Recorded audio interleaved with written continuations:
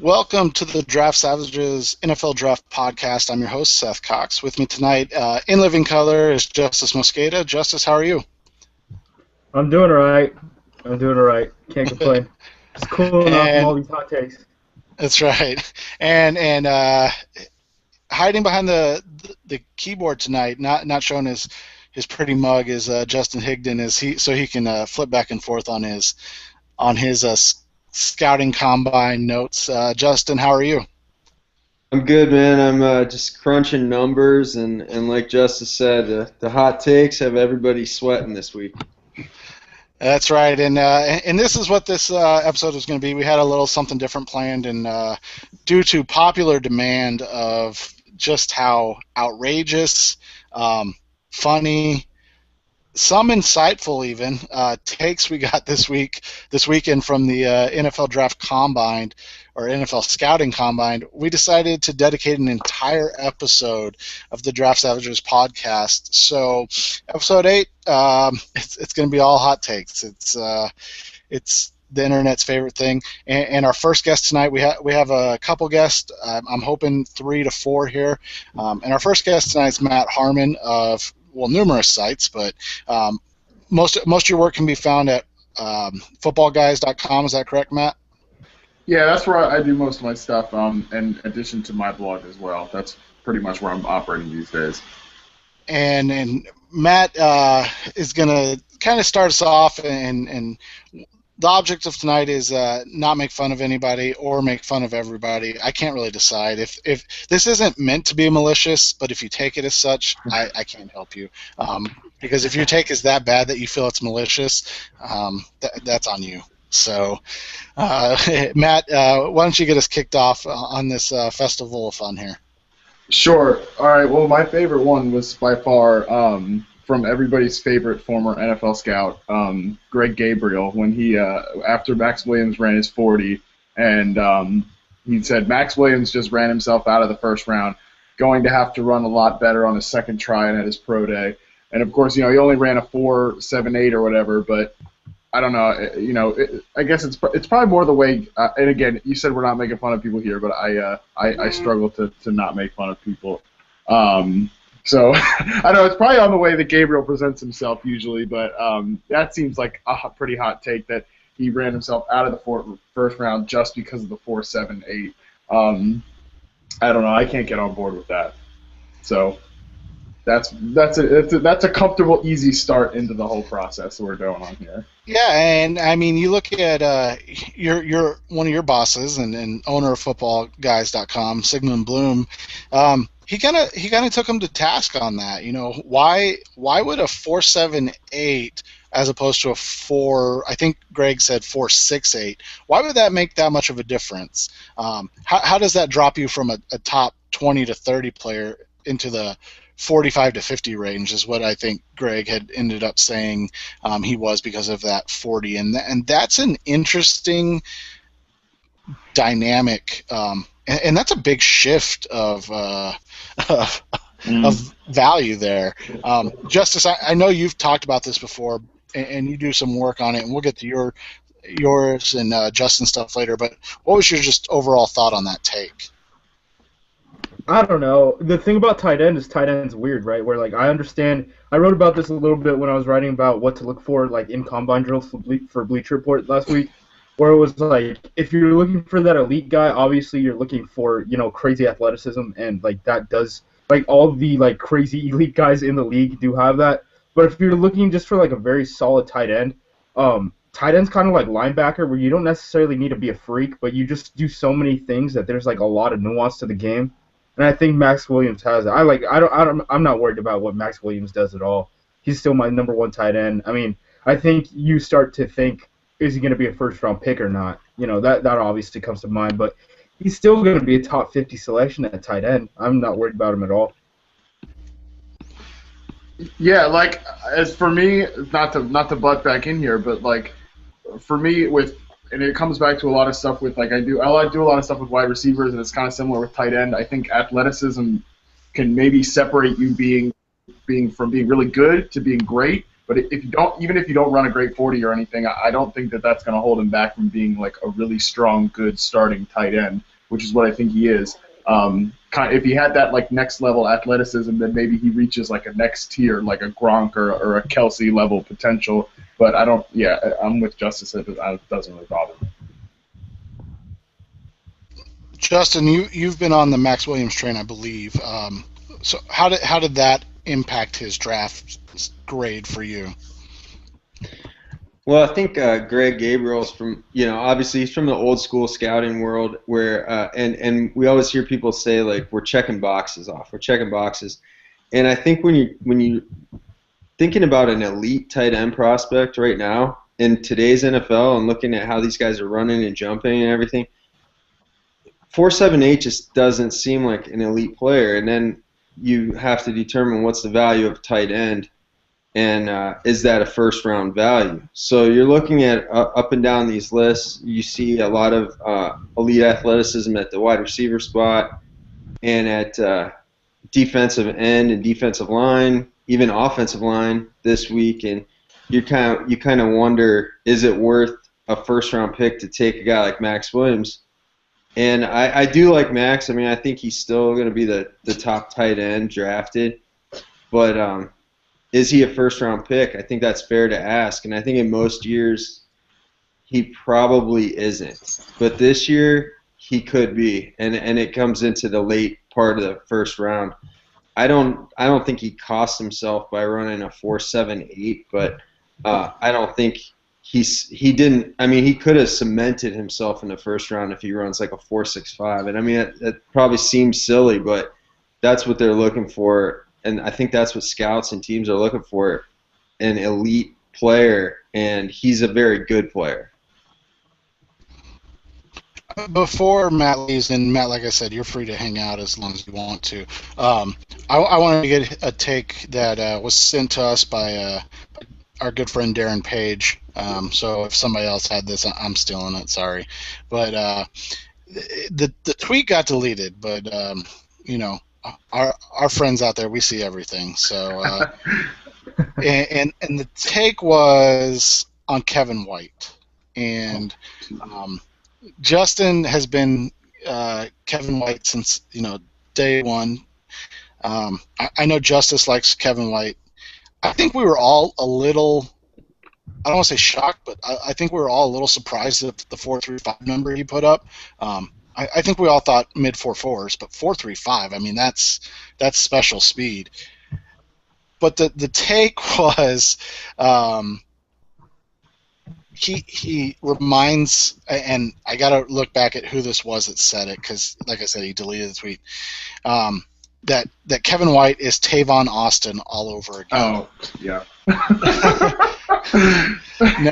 Now, besides the fact that there's about 6 inches and 40 to 50 pounds of difference in the players, Matt, you chart these guys. You chart their routes. Yeah. What? I mean, how crazy is a comment like that? Like, other than the fact that they went to WVU, there's like literally no comparison between the two. I remember Rumford Johnny spat back before the tweet was deleted. He was like, if Kevin White and Tavon Austin were walking down the street together, somebody would say to Kevin White, "Oh, your son looks really cute," or something like that. There was like that big of a size difference. No, but I mean, no, that has no bearing on reality. I mean, the two are just completely different players. They don't play the same. They don't look the same, like physically. And White, I mean, actually runs routes and is not like a glorified satellite player. So no, that doesn't hold any water. Guys, I'm going to jump in here. Yep, go ahead. I have to speak on this take. I mean, first of all, if you're going to tweet something and preface it by saying, I don't know, yeah. I think the preface was, I don't know much about college football, but I'm getting a like Tavon Austin vibe from Kevin White. Like, what does that even mean? And maybe that's where you maybe just kind of hold back on pushing that tweet button. Yeah. And, maybe save it to drafts, let it marinate for a minute before you send it out. Because obviously the tweet now being deleted shows that there's not a real strong feeling about that tweet. So I guess in that respect, I kind of forgive the take because it's off into the wind. But again, like Matt said, they're not similar players whatsoever. One is a receiver, one is a gadget player. I still struggle to understand how Tavon Austin was ever drafted in the top 10 of any draft. Not even in the 60s, I don't think a player would have gone that high, where you have to manufacture touches. But whatever. I think people have really, for whatever reason, I think people have really had some strong takes on all the receivers. But Kevin White's one where we've heard he can't win deep, he can't beat NFL corners, he can't run routes, and I don't see any of that. And I don't know why folks are having such a hard time recognizing that he's a fantastic receiver prospect. I just don't understand it. And our other guest tonight, Ian Wharton, is here. Ian, how are you, buddy? Good. How are you guys? Doing well. Just getting these Max Williams and Kevin White hot takes off and running to start with. Let's let you jump in right now. Did you have any favorite takes that you saw from this weekend? I did. Couple of more Kevin White ones, actually, to start. I don't know if it was mentioned already, but our guy, Brandon Howard at Dash Stialo, he's a playmaker himself. You know, he was a track guy. He was a running back, receiver type player. And I love his takes on playmakers. He's very unique personality and the way he breaks down the position. But he said Cordarrelle Patterson is an excellent comparison for Kevin White in terms of movement skills. That really struck me as strange. Everything that Patterson does, I didn't really see that with White at any point in his game. I guess pure speed, if you're looking at the 4.35, but outside of the 4.35 40, I mean, on the field, I don't think they look anything alike. And Matt, we'll go to you first on this one. I read this, and there's actually a take I got off of this that we'll get to in a little bit. But for a comparison like that, when you look at Patterson, he kind of is more in that Tavon Austin mold, right, where you have to kind of manufacture touches for him, where White is more of a pure wide receiver, would you not say? Yeah, I don't know how I keep having to talk about Cordarrelle Patterson, like, just by chance, because I wrote, like, one positive article on him one time. I think I'm paying for my sins every day. But, yeah, they're again, not very comparable. I mean, maybe from an athletic standpoint, and maybe size and build, but as far as White is probably more technically advanced than Patterson is right now after 2 years in the league, and that's obviously what's holding him back. So, no, I don't see that comparison either. I mean, they both have long hair, so there's that, but that doesn't really make any sense as far as when you're comparing wide receivers. No, I think that there's a lot of confusion with White right now, like you mentioned, and I'm pretty much like knee deep in the fantasy community, and there's a lot of confusion about what White is as a player, with a lot of that methodology, being based on production and like years in college. So I think the whole combine thing has just messed up the dialogue with White even more, kind of like what we're talking about tonight. Hey, Matt, do you think that some of the concern with White, I mean, it seems to me like a lot of the concern is because he's only been quote-unquote productive for one season. Is that a concern that you have? No, I don't, because, I mean, part of me thinks, like, what the hell do you want? Did you want him to not get better, or I don't know. It's confusing to me, the whole one-year wonder thing. I don't really understand that, and as far as the production thing, I know that a lot of people factor that into their methodology really well and really effectively, but it doesn't really make a big difference for me if the player shows all the traits that you would want. Like I think White does on film, then it doesn't really make a big difference to me how long they've been doing it, especially because he was late getting to WVU, and then it's not like he had a great quarterback there or anything, so as far as production goes, it's not a huge deal breaker for me. And it's funny. I think you mentioned this to me this weekend, Justin, or you picked it up when I said something like that. People were like concerned he wasn't going to measure in at 6'3" or was going to measure in at like 6 foot and 198, and I just never saw any of those concerns. It's so I've outside of Green Beckham, from a talent perspective, I think White's the best receiver in the class, and I think this weekend only confirmed that for me.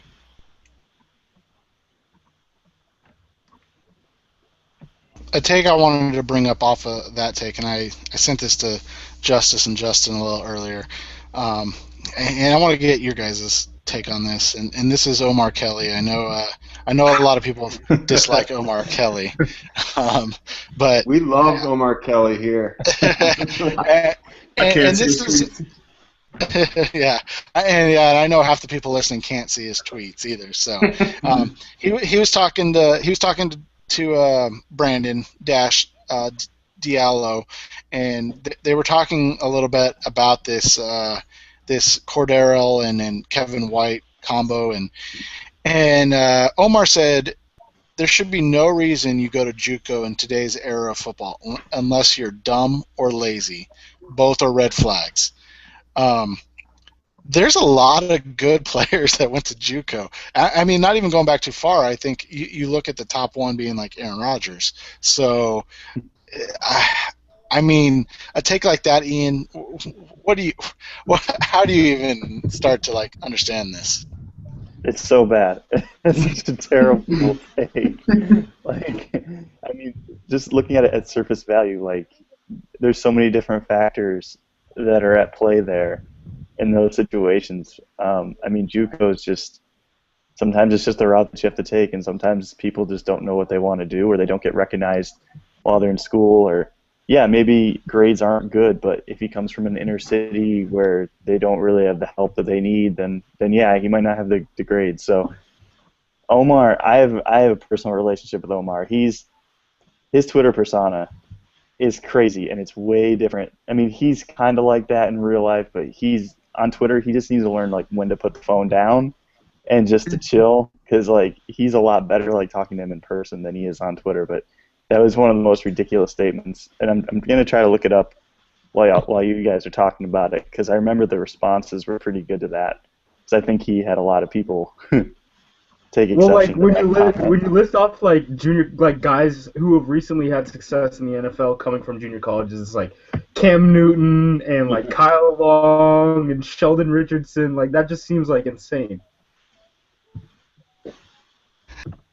Yeah, I mean, and it's, I mean, that's a hot take. Like, dumb or lazy. I mean, that paints a 50% chance, and I don't know.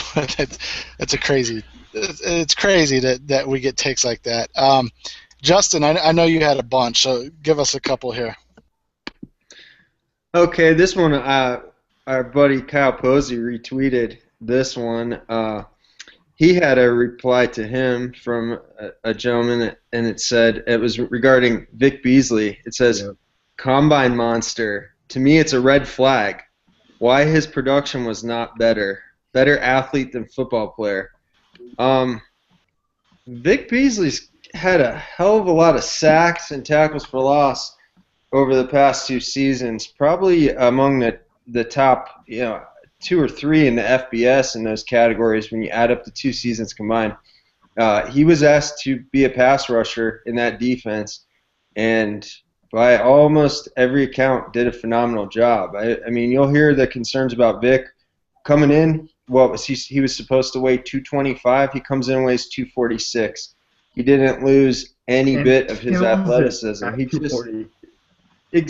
just dominated all the drills. One of the best spark athletes at the combine this year in terms of vertical speed at that weight. It's just incredible what he did. And I know there's some concerns about his run defense, but if you look at I think there's some good examples in 2013 of him being effective against the run. It's probably a matter of discipline, scheming things for him, but I think Vic Beasley has a ton of potential. I think he eased a lot of concerns by coming in about 15, 20 pounds higher than people thought. And I think when you just start saying things like that, again, that's one that probably should have gone in the drafts while that guy Googled Vic Beasley's production.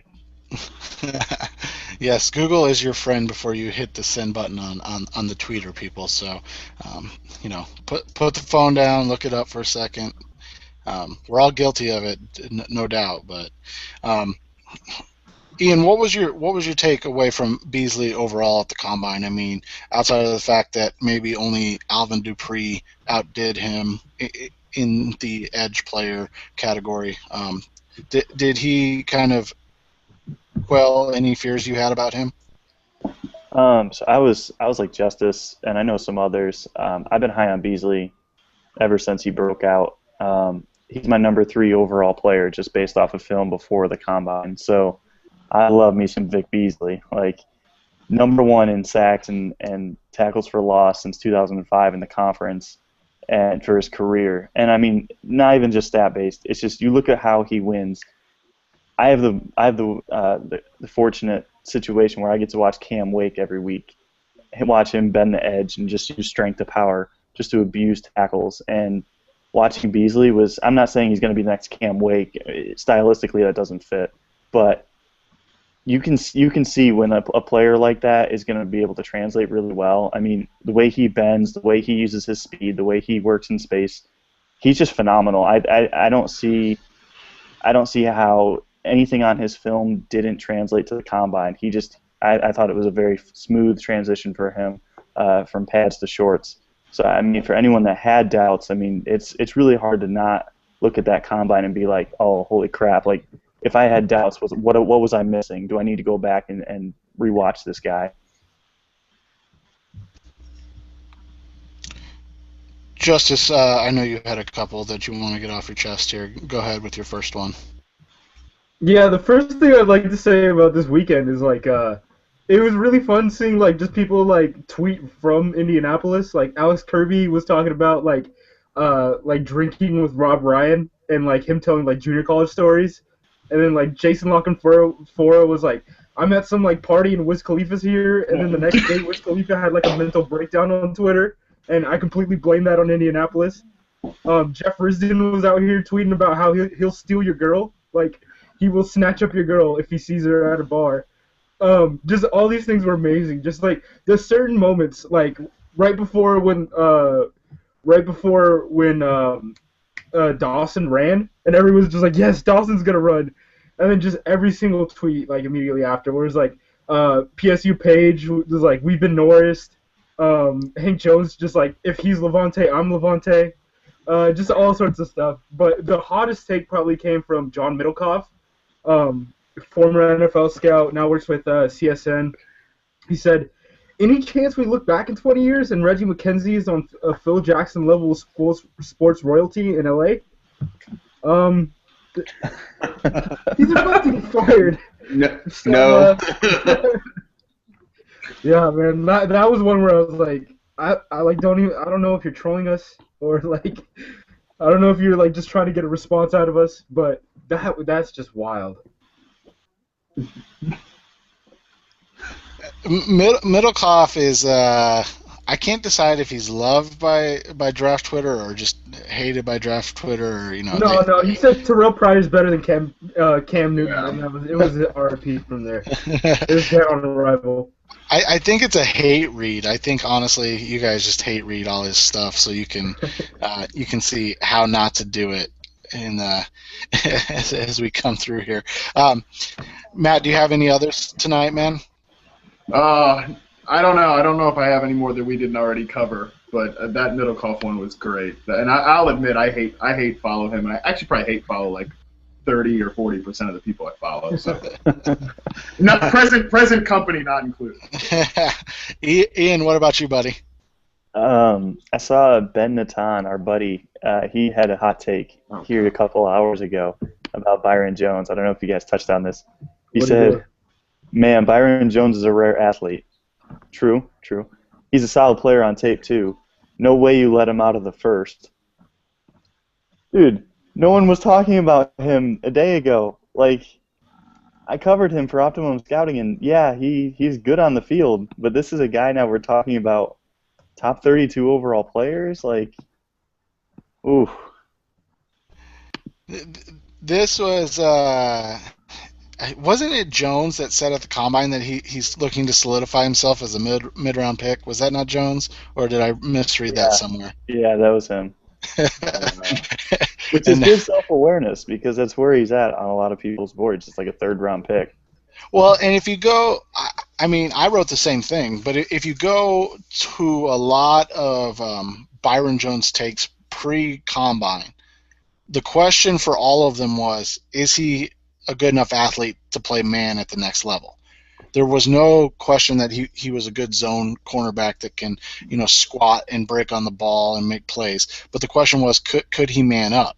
Now it's like, oh God, look at these, combine stats. He's obviously a lockdown man corner with all these, with the 40 and the explosiveness, and it's like this is one of the things. Byron Jones is one of the things that the combine is actually great for, is it makes you go back and look and say, why did I not see an athlete before? Like, why am I so shocked at what he did at the combine? At least that's how I take it. Like, I kind of did that with Kevin White, and we talked about that before you got on, Ian. Is I thought he was a mid 4.4 guy. Like, I thought he was a good, had good speed. But 4.35, I'm like, okay, where was I missing at? Why am I missing a 4.35 guy in that scenario? Matt, for you, when you look at your wide receivers and you're doing your reception perception and things like that, and let's go with Amari Cooper, who kind of underwhelmed in a lot of categories. Does that fit what you saw from your breakdowns? Yeah, it kind of does. I never really saw him as being that dynamic of an athlete. I think just because he plays at Alabama, people kind of wanted to equate him to Julio Jones in some way, which is super unfair because Jones is just like a next-level freak. I never really saw Cooper as being really, like I said, dynamic or like that he would blow up the combine or anything. He's more just an incredible technician, which is why his, I chart the success rate versus coverage scores. That's why he gets open so much.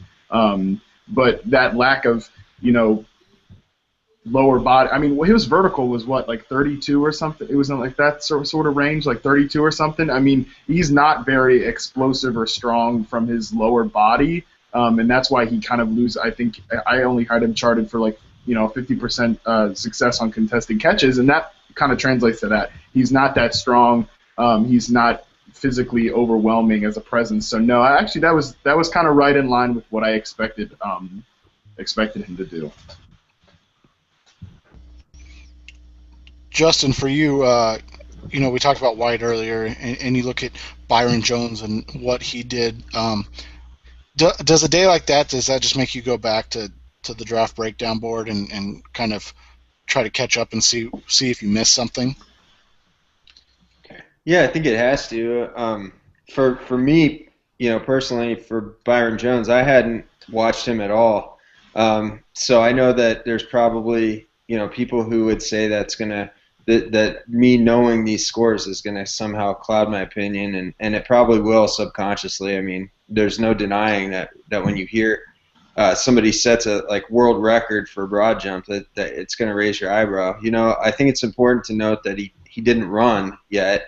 But there's no reason for us to expect that he's going to run like a 4.7 now after showing such amazing explosiveness and lower body strength.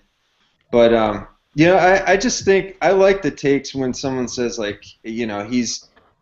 he could be a first round pick, because I don't agree with the takes that people say that you should already kind of have your board set and like this combine just doesn't affect it. I think that's being disingenuous. I mean, I think the combine does affect our boards, and I think it affects everybody's, even into the league, or they wouldn't have this kind of thing. But I do look forward to the mock drafts that come out after this week, and they're going to have Byron Jones mocked in the first round, and maybe Chris Conley from Georgia getting into the second round after his amazing combine. Conley's a guy I had seen. I did have an opinion on him. If anything, that's going to I thought of him as a midday 3 pick.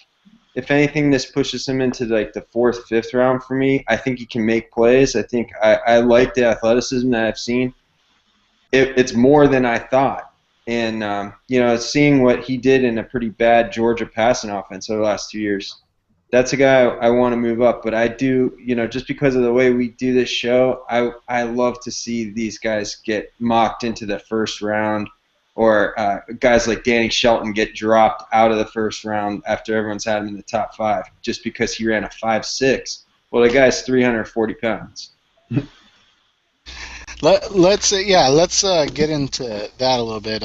Shelton came into the weekend loved by most. Y'all tricked me, man. Y'all tricked me. Draft Savages has held consistent in their talk of Danny Shelton. We will not be deterred. But this was interesting because everybody saw an athlete on film, and don't take this the wrong way. Anybody that moves that fast at 340 whatever pounds he is, that's an athlete. That's still a great athlete. But I think everybody was expecting Dontari Poe, and he's not. I mean, he's not even Haloti Nada. He's not B.J. Raji. He's not any of those guys. He was. I mean, give me a name. He was like Justice. I can't Brandon remember. Williams. Brandon Williams. There you go. From last year, right? That went to the Ravens, right? Mm-hmm. Starting nose tackle. Yep, drafted in 2013. That's the best comparison I can find so far. Yeah, and Williams is a good player. I actually like Brandon Williams a lot, but he was drafted in the 3rd, I want to say, 3rd or 4th round. Yeah, Shelton's not he shouldn't be a 1st-round pick at this point. Just looking at the numbers of it doesn't make sense. Yeah, and that's the danger of, and I tweeted this to Josh Norris and I think it was Joe Goodberry about, he won a lot of those one-on-ones at the Senior Bowl, and then all of a sudden everybody's like, wow, Danny Shelton. I mean, that's a top 10, top 15 player. Look at how he moves with all of that girth, and I mean I think we're going to see the swing, the overcorrection now, and everybody's going to drop him way down the board. Ian, what does that do? Like, how does that impact how you view a guy? Like, stand out kind of in drills at the scouting or at the Senior Bowl, and then kind of fall flat at the scouting combine. Doesn't that kind of actually mimic what he is as a prospect? Yeah, sort of. And the Senior Bowl was interesting because he kind of just dominated with one move. He just made like a club move, and he was beating everybody with it. And then as the week went on, everyone kind of adjusted to it, and then he started to get stuffed more and more. He stands out because of his quickness in that short area in a box, I guess, and one-on-one, but really that's a drill at the Senior Bowl and individual drills where he's meant to win. Like the defender should be winning those. The offensive linemen, it's very difficult for them to win that like that. And there were already questions about Shelton. I mean, we've got weight questions, work ethic questions. His 2013 tape compared to his 2014 tape is just way opposite. And you're not really sure where he translates wins on the field. Yeah, you see him get upfield quickly, but something's always off. Like it just doesn't add up right. So then he goes to the combine, and he struggles, badly, and it's a culmination of things where it's like, okay, red flag, red flag, red flag, and at some point it's like, well, if the production wasn't there, and we all know here that the production was mostly on others, not really him, then what's this guy even worth? And then you're kind of looking at like a mid-round pick. The combine is really just kind of it's meant to either bring up, should I go back and look at this guy, or is it saying, okay, I had some doubts, and this kind of just pushes those doubts even further. For a guy like Shelton, for me, I mean, I had him as a mid-rounder before, but this just reinforces that this is just not a freak athlete on the interior defensive line. And if he's not a freak athlete, then if you're drafting him top 10, Redskins, what are you thinking? Just don't do it. One thing I would say is that his jumps are actually really, really good for his size, but everything else isn't. And when you look at guys that have been drafted in the 1st round, there hasn't really been anyone that's been drafted solely off of their ability to jump. Like Dan Williams is a pretty good example of a guy who lacked short area quickness in the agility drills, but he still had the speed. I mean, he ran like a 4.1. Shelton didn't come close to a 4.1 or a 5.1. My bad, not 4.1. That would be nice. Yeah, a little bit of a slip there. Moving on. Yeah, so like I mean like Brandon Williams is like really like the best way like comparison to him, and I think you probably say Brandon Williams should have been drafted higher than where he was drafted, but I don't think anyone's going to bat and saying he was a first round pick. I mean, you're probably looking at Sheldon as probably like, to me at least, like a fringe second, third round type guy, and I think that's probably fair. Matt, when you look at a guy that kind of blew up this weekend outside of Byron Jones, Quentin Rollins, I know on this show we've talked about Quentin quite a bit, and everybody here kind of likes him. What are your thoughts on him and what he did at the Combine and now in a quote-unquote weak cornerback class? Does his day, does that improve his stock more? Yeah, I'll be honest. I haven't seen a ton of him yet. I'm really playing catch-up mode with any defenders that aren't. I did the Mountain West Conference for Optimum Scouting this year, so I know all those guys. But then otherwise, like if they're not like a first-round defender or a wide receiver, I probably haven't seen too much of them yet. I'm playing a lot of catch-up with defenders right now, so I'll kind of withhold comment on that one. I'm not too sure. Oh, it's okay. Ian, what about you, bud? Sorry, can you repeat that?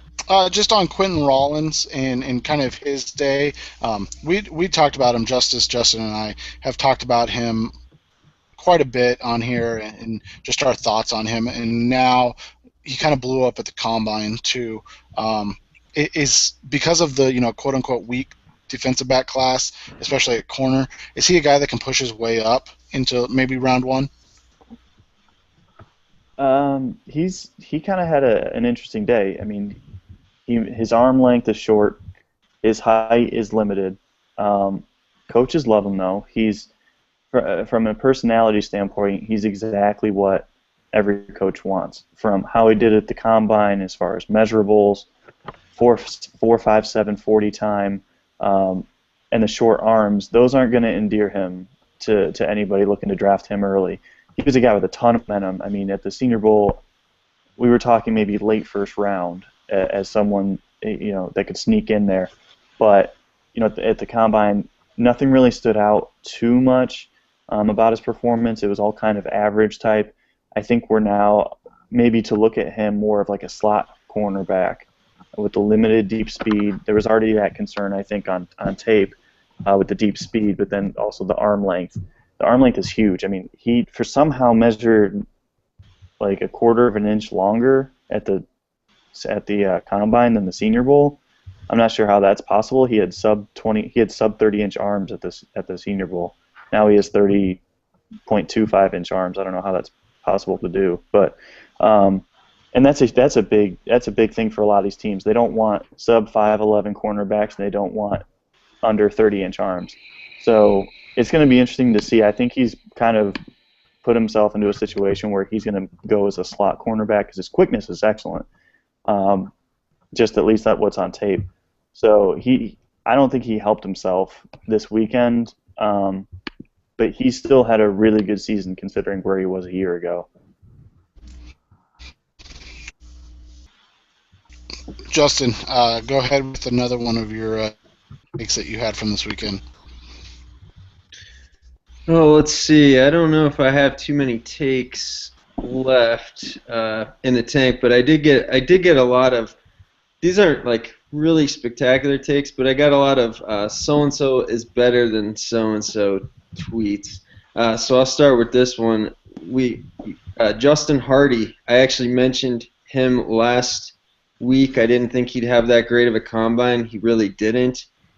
Somebody tweeted to me, Trey McBride is better than Justin Hardy. Another one was Nelson Aguilar over Amari Cooper. I'm not sure I agree with either one of those takes, but one thing I do know is that Hardy didn't have that great of a combine, and he he and I think Rollins, going back to the last question here, I don't know that anybody expected to like really blow the doors off this combine. It's really not made for guys like that. Like Ian mentioned, Rollins is a short-armed guy. He wasn't known for speed. Hardy is a guy who's known as a fantastic possession receiver, quick, as Mike Mayock likes to say a billion times, quicker than fast. He's gonna, when you put Hardy up against all of these freaks, just like huge guys jumping, small buildings, like White or Jalen Strong, he's just gonna pale in comparison. So I could see why when a guy like Trey McBride, who went to William and Mary, he's got to make up for that FCS lower competition stigma. He's a guy who had a really good Shrine game practice week, but he wasn't like super productive at the FCS level. To come in and say based off the combine that he's better than Justin Hardy, I'm not the biggest Justin Hardy guy. I know there's guys on Twitter that love him, but I wouldn't take Trey McBride over him. No. Let's get Matt's opinion on that. Have you broken down either of those guys, Matt? Yeah, I haven't done reception perception on them because actually I'm actually in dire straits right now because I need all 22 footage to do all the route charting, and I don't have that resource for everybody. But I've watched them, and I've definitely written them up and watched plenty of games on them. Hardy, I like Hardy, but yeah, that obviously I like McBride a lot too, but that's pretty tough to say that he's better than Hardy at this point. Hardy's just a really solid guy. I know people have compared him to like Jarvis Landry, but a little more athletic, and I actually think that that's really fair. He's never going to be a guy that gets over the top or anything, but he runs pretty good routes. And he's a tough player, so he kind of endears you that way. And you mentioned Nelson Aguilar at one point, Justin. He's a player I really, really, really like. He's going to fight his way into probably, my fourth or fifth receiver spot in this year's class. And I know Ian has him pretty highly ranked too. We've talked about that. So yeah, Aguilar, he's not better than Amari Cooper. I don't have him over Amari Cooper. Cooper would be my 3, but Aguilar might be my 4. I think he's just a really solid player as far as his routes. He's pretty diverse in that sense. He's got great burst at break points. And he's a tough player too. After the catch, he plays outside of his frame. And yeah, it always takes at least like 2 or 3 guys to bring him down. And for a guy who's 6 foot and 198 pounds, that's really impressive to me. So yeah, he's not better than Amari Cooper. Again, I think the take is a little too hot, but the intention behind it is good, I guess. Matt and Ian, feel free to hang around and chime in, but I'm gonna get to Justice and Justin as we creep up on our hour here, and I want Justice and Justin to kind of explain as much as they can their process of how they use these combine numbers to do the athleticism and for Justice the force players things that they do in. Justice, we'll start with you because yours is kind of more specific to the defensive side of the ball. Force players, that's taken over for math rushers, so get to know it. Justice has his hot button words he uses. So force players, kind of explain the idea behind it first, and then what these numbers mean, that you got this weekend. Yeah, well, the one thing is, I understand why people wouldn't value combine times in the first place. And I realize this because I've had to refine these numbers so much. Like, I've been working on this since I was like 17. And it's now like just starting to like make sense in a way where I can just like look at numbers and be like, oh, okay, that's probably good for his size. And that's one of the largest things is I look at the density before you look at things, because like people recognize that, a time is different for different positions, but not for individual human beings, which doesn't really make sense to me. You kind of have to adjust for like size. And what I do is density, because density just there's a huge difference between a guy who's like 6 foot, 300 pounds, and a guy who's 6'8", 300 pounds. Um, so you have to take into account of that. And basically, yeah, I mean, it just depends on the position. Like I said, there's certain positions like I think offensive line and I think defensive back are probably the two positions where you're looking for more function than like the standout guys. Um, and I would say certain positions like tight end and linebacker are kind of like wishy-washy on like how much you want to value it.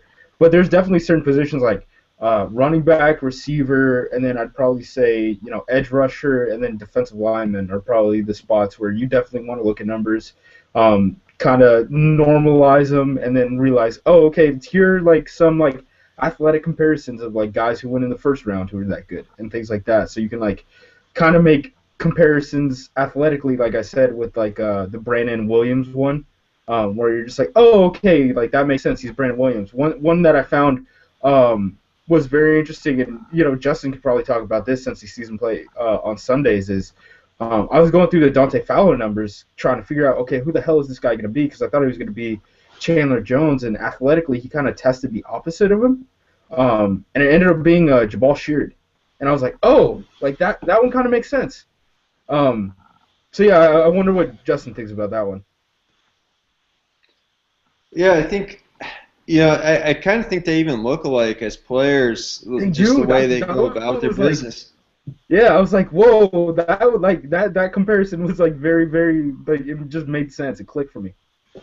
Yeah, you see that kind of violence in the hands and the attacking style. But if you're going to say Fowler is going to become Jabal Sheard, then he's probably not the top 5 pick that some of us were thinking about coming into the combine. So it's a good comparison. It's kind of like what, if Fowler can be what Jabal Sheard was supposed to be, because Sheard was a guy who dropped into the second round because he had some off-the-field issues, not necessarily because he wasn't talented. But he just hasn't really been able to make it click. And, I probably think that has more to do with the team and environment than his talent. But, you kind of, I don't know. I kind of came out of this weekend looking at Fowler thinking, like, kind of nodding my head, like, pretty good, pretty good. I don't know about top 5 anymore. I don't know about top 10 anymore. So I don't know what you think about that. I mean, when you did these comparisons, where did you come away? I think I saw you tweet earlier that you could see why some people had Fowler as like their 8th edge rusher. No, I was talking about Gregory. That was about Gregory. Yeah. Fowler, I'm still pretty solid on. Like you said, I mean, you just kind of question, like, he should probably go like when Chandler Jones went. Like, that's probably like pretty spot on. Like, that's what he should be. I mean, he's a dude who tested out with top end speed. He didn't do great at the agility drills, so you kind of you worry about change of direction or short area quickness, because one of those two is the reason for that. So I need to go back and watch that. And he doesn't have great jumps, and if jumps aren't really a big deal. It's just more of like, are you elite in jumps and are you not? Because some guys like tested poorly and do well in jumps, and those guys are just like off the charts athletic and can translate to the next game. Like Sean Merriman, Brian Arakpo, all those guys. Like those guys were pretty much good dudes who just had like off the charts jumps. JJ Watt had off the charts jumps.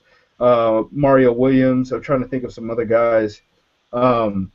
Like if you just jump out of like just hit the ceiling, and like your density is like you have weight on you, you pretty much always are just like a Pro Bowl like type guy, and that's why instantly when like Dupree started jumping, I was just like, oh my god, he's in, like he's a freak athlete. He's pretty much the weird thing about Dupree is we haven't seen a body like him ever. I've been running through all these numbers since 2005. And you can't find a comparison. Like the best comparison you can find is like, oh, he's Mario Williams, like super like mini sized. When you look at Dupree, and he was kind of the freak of the combine at the edge player spot. Why was that so surprising? Is it because of his density? Is it because he's at 264 or whatever he weighed in at only 6'2", I think it was?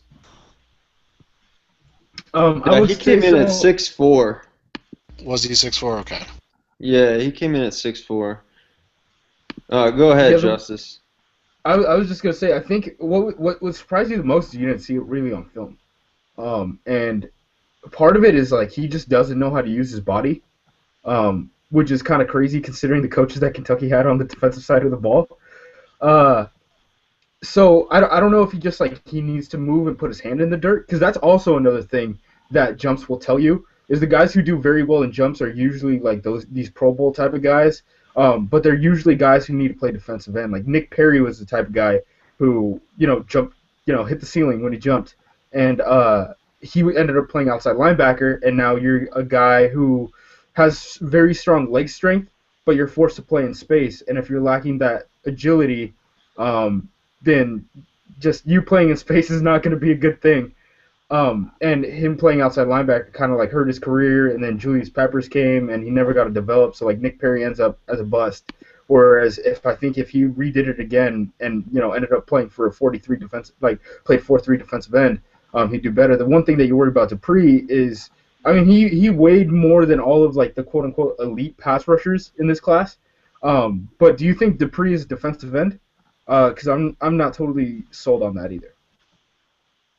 And it's weird because they actually had him listed among the linebackers, and I think that caught a lot of it caught me off guard. And then to see him weigh in at 269. But you were talking about density, and I think that's where Justice and I have a similar process because we're looking at these tests in relation to the player weights. And when you see a guy that's 200 and almost 270 pounds running a sub 4.6, 42-inch vertical, over 11 feet, 11 and a half feet on the broad jump, that's just phenomenal. And it's these athletes keep getting better and better. We can see that Dupree is a good football player. He doesn't, they have him doing some drops and pass coverage and things like that. And I kind of cringe when I see guys that are that talented, that athletic, being used in a way that they're not really. It's not to their full potential. Just cut this guy loose. I mean, this guy is explosive. It's unheard of. The weird thing is, if I were forced to compare him to one player, um, other than I threw out the Mario Williams one because I was only looking at first round guys. He actually tests very, very, very similarly to Jamie Collins, but I don't think he plays like him on the field. So like, I still have no idea where the athletic comparison for him goes. There's a couple other guys who were kind of interesting, like Omagbeo de Gazoa. His top two comparisons by far throughout force players and stuff are Sean Merriman and Brian Harakpo. So like, if he tests out medically, Oa is just like a freak.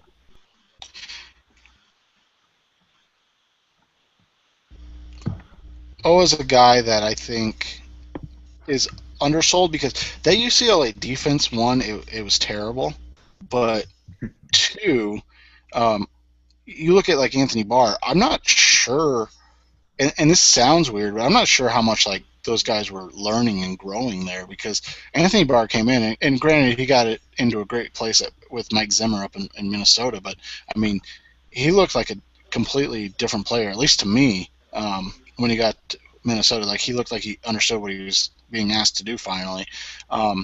So you wonder if a guy like Owa has that same potential because, like you said, he is an athletic freak, and he tested off the charts. And I mean, I know Ryan Riddle has talked about a lot that there's not a ton of coaching necessarily that goes on when you get to the NFL, but how much can a guy like Owa improve over what he was and the way he was used at UCLA to you, Justin?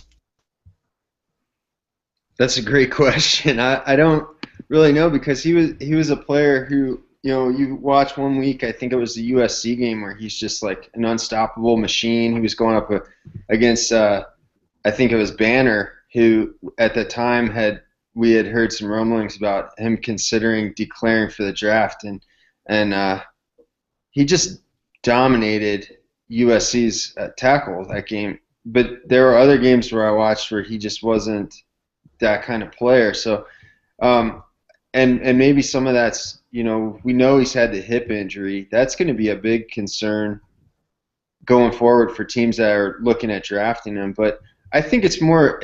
I don't know if it's about like so much coaching as it is putting guys in a position to do what they do best. And that's kind of what I was talking about with Dupree. He doesn't cover running backs out of the backfield. That's not what he does best. So put these guys in roles. Obviously there's going to be some cases where they have to be diverse players, but you want to put them in roles where they're going to be most successful. And I don't think that a lot of college coaches do that, and I certainly don't think that was the case with Digizua at UCLA last year. There were times where he looked like an unstoppable force, and then there were other times where he just wasn't being cut loose, I don't think. Another guy that had a big combine, and I want to get Matt's input on him if he's had a chance to watch him at all. JJ Nelson of UAB. Outside of the fact that he's like the size of an 8th grader, can he? His test numbers were, through the roof. Can he be a guy that finds a niche on a team, or is he just too small? I think I've kind of learned my lesson with the little guys at this point. I don't know. Of course, like there's some universe and some way that he can be successful as an NFL player, but I think it takes a very specific plan and a very specific coaching staff that's going to be able to do it. And I don't really see a lot of coaches making that sort of concession for a guy that's that small. I mean, if not like I'm going to say that Brian Schottenheimer should be the standard for anything, but I mean, if they can't even really get Tavon Austin involved. The Vikings can't figure out what to do with Patterson, and these guys are, more highly touted players. Patterson's especially probably more of a freak just because of his size. And if those guys can't do it, then I don't really see what the appeal is of a guy. I mean, yeah, like you said, he's like the size of an 8th grader. Like as soon as I saw him run, like I just saw the time, and I mean I knew he was small, but even seeing him without pads on was just so striking, just how little he was. So no, I mean, size matters, man. Like it really does. Like it's not the end all be all, but especially for wide receivers, like I don't really care how fast you are. I mean, Trenton Holiday was really fast, but he never became anything more than a punt returner or a kick returner who fumbles the ball a lot. So no, I mean I don't really think there's anything to see there. I mean I think the 4.2 whatever stands out, but yeah, no, I don't think so. Ian, for you, a guy that we've talked about on the show a couple times, but I think surprised a lot of people today, Demarius Randall out of Arizona State. I've watched him a lot, and I'll say I didn't see that athlete all the time show up on the field. Is that just a case of the numbers look better than what he did on the field, or is there something to it and maybe he wasn't utilized in the best way possible? It definitely makes you think. He was at the Senior Bowl and he looked all right. He had his moments where he was, you could say, all right, I could see where he could fit in as like special teams, a developmental safety type, and I think that's probably his immediate future. Despite a really good combine. Some of this stuff, I mean, even going back to Kevin White and with Randall, you just kind of have to look at their times and like a 4.35 or like a 4.47, what Randall had. You just wonder how much training actually helped that, because it should. I mean, a good burst off of the 40-yard dash is really going to help your time. We saw with DeAnthony Thomas last year. There's no way that guy's a 4.55 type runner. But he had a different type of takeoff, and Kevin White had an amazing takeoff in the 40, and I think Randall looked really good in the drills today, but it hasn't really translated to the field. So you just wonder if it's because when he's playing, is he being asked to think too much? Is he out of position in terms of the scheme, what they're having him do? And so it's something that it's difficult for us to interpret, especially without all 22, and especially without talking to coaches. But you do almost have to wonder, was he misutilized at Arizona State? Because he looked good at the Senior Bowl, didn't look great, but I mean, relative to this class, which is just filled with terrible safeties, he's a guy that really could rise up after a pretty decent Senior Bowl and then a good combine. Justin, your guys that kind of hit the home runs for your metrics this weekend. Who were the big winners and losers for you? Well, I should preface by saying that my metric is pretty much based on the Nike Spark formula, which it has a lot to do with speed and explosiveness, and divisible by weight. And with that in mind, I think guys who really were outstanding. Kenny Bell was a player I really did not expect much out of this week. And aside from only putting up 7 reps on the bench, he comes in close to 200 pounds, which was about 12, 13 pounds heavier than he was listed at Nebraska. He runs a 4.42, 41.5-inch vertical. He's a nice player, and I think a lot of people liked him. And he's going to send a lot of people back to the tape and see if there's more to it than that. He's also got some experience returning kicks. I think he's a guy who probably boosted his stock a bit. I mentioned Chris Conley earlier. What he did was phenomenal. 45-inch vertical, 4.35 at 213 pounds. I mean, he basically did the same thing Kevin White did, if not a little bit better, especially when you factor in the jumps. So those two guys really, really, among the receivers, stood out. Amir Abdullah comes in over 200 pounds, and he's an athletic freak. I think people will wrongly focus on his 4.6 40, but you look at the 3-cone and the short shuttle, he's so quick. And those jumps, 42.5 inches at 5'9", that's phenomenal. And he also put up something like 23 or 24 reps on the bench, so he's a really strong, powerful guy. And one other guy I wanted to mention, sticking with the offensive side of the ball, was David Johnson, the running back out of northern Iowa.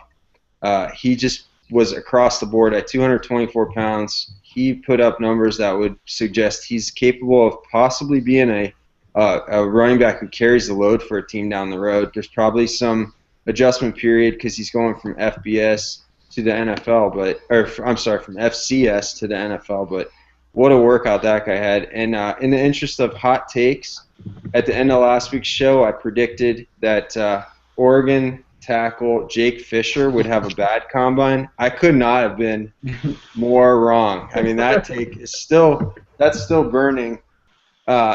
Jake Fisher was the best, athletically speaking. He was the best tackle by far. I don't know, Oregon players must have worked on their jumps from last year's spring pro day. Fisher was phenomenal, and I think he's a guy I wasn't crazy about. I had his second, third, like a day 2 grade on him. I would be surprised now at this point if he doesn't get drafted in the first round. Again, my hot take, off the charts. That was I looked stupid by Friday. That's all right. We all look stupid half the time with what we predict. So, Justice, you hit on some of the guys. Who are the biggest losers in your Force Players rankings? Hey, I mean, Gregory is the number 1 by far, and it's like not even particularly close. Like, there really isn't a comparison for Gregory because we haven't seen a front 7 player drafted at the density that he's at. And I'm saying front 7. Like, we're looking at, like, linebackers. Like, Telvin Smith is the only guy that you can really say was, like, as light as Gregory. And Telvin Smith went so late. Really, when you're trying to look at the closest guy, the lightest guy who Gregory compares to, like, in the first round, that didn't pass through my filter, which he didn't, is Deion Jordan. So I guess if I was, like, forced to make a comparison, I would say, like, Deion Jordan-esque, because guys like Mingo and guys like that, like they passed through. It was Jordan that stuck out like a sore thumb and was like, "Hey, he did okay for like a defensive end, but if you adjust for how like his weight, it's not looking good." The other guy I'd say is probably Eric Armstead. Eric Armstead was a guy that Todd McShay was mocking 8th overall and things like that. I absolutely see the Calais Campbell comparisons, and like it makes sense to me. And like you look at Calais Campbell coming out and you compare them as prospects, but Calais Campbell as a prospect and who Calais Campbell is now is a huge difference. You could totally see Eric Armstead has the potential to be Calais Campbell. That is within like the realm of possibilities. The thing is, Calais Campbell put in so much work, and Eric Armstead came in as the number one recruit at Oregon. He played with a defensive line coach who is now coaching defensive line in Philadelphia and turned Vinny Curry, who's 260 pounds when he came out, to a 5 technique.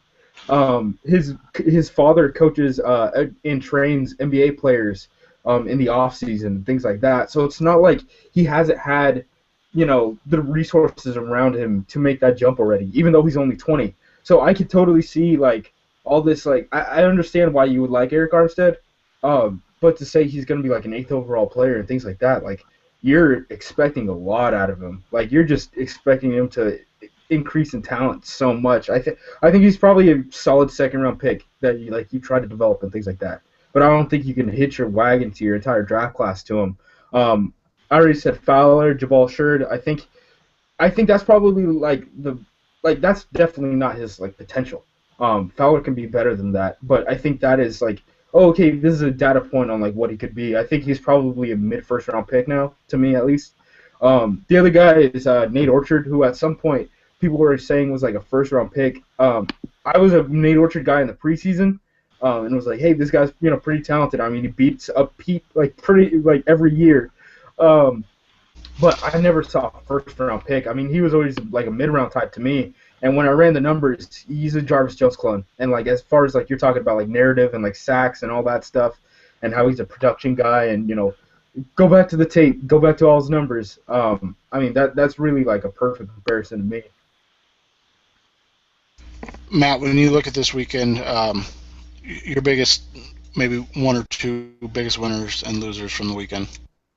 Well, I'll go to 2 wide receivers who well, okay, the first guy I'm not even sure is a wide receiver. It's Funchess, and I was just really disappointed with a lot of his numbers. I mean, especially the 40 was just so bad, and maybe my expectations and maybe all of our expectations were a little out of whack, but I really had no idea what to do with him going into this, and now I have even less of an idea. Like I know I won't have him with my wide receivers at all when I ever get around to ranking them, just because it doesn't make any sense to me. Like I think there's a next to 0% chance that he could succeed as an outside receiver in the NFL, and I think that his workouts just kind of confirmed that to me.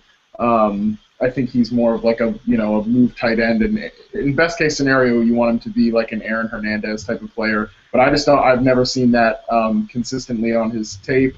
And then another guy was Sammy Coates, disappointed me a little bit too. And I wasn't a big Coates fan, and now I'm gonna have, I think just after his workouts, I'm gonna have a tough time ranking him.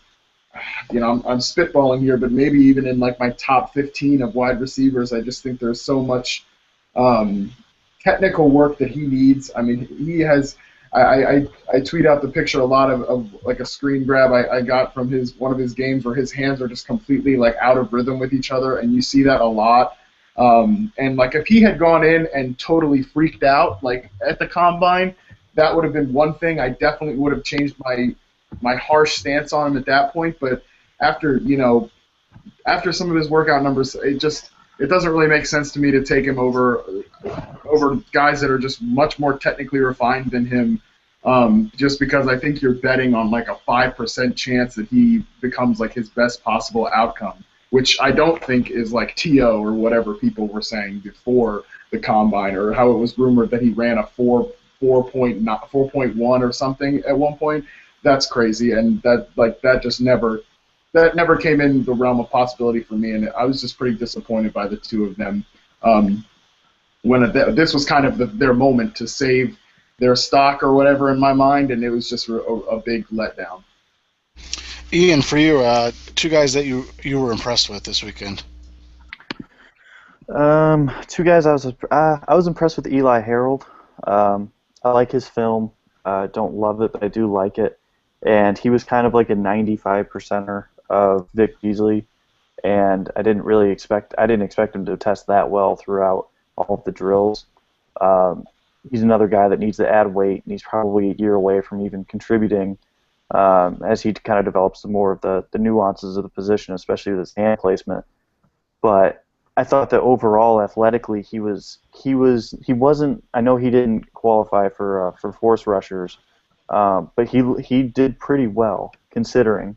Um, and I know Justice could probably touch on that even more. But I thought looking at him and how he performed, I have to imagine he wasn't too far off from hitting that threshold, which I was impressed with because I wasn't sure. I mean, he's a tough guy to evaluate. There's a lot to like, and then there's a lot to not like on his tape. So he's a tough projection. The other guy that I thought did well was Marcus Peters, the cornerback from Washington. I love Marcus Peters. He's my number 2 overall player.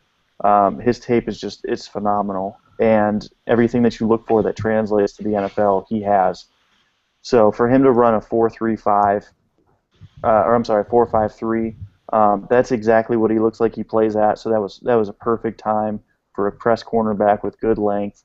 He didn't test out otherworldly, but that's okay because it's not really his game. His game is more of jamming a receiver, leading him out of bounds, playing the ball, and it's rinse and repeat all over the time, all over the field. It didn't matter who he played. You could literally say Jalen Strong, and then you could say just random receiver X, and he did it. So I thought he had a really good day.